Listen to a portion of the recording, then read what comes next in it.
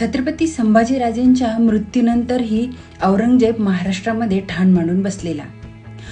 मराठ्यांचं हे छोटंसं राज्य संपवलं की आपण संपूर्ण हिंदुस्थानाचे बादशाह होऊ. पण त्याच्या या स्वप्नाच्या ठिकऱ्या उडवल्या त्या एका मराठा सरदाराने. त्यांचे नाव होते कृष्णा सावंत.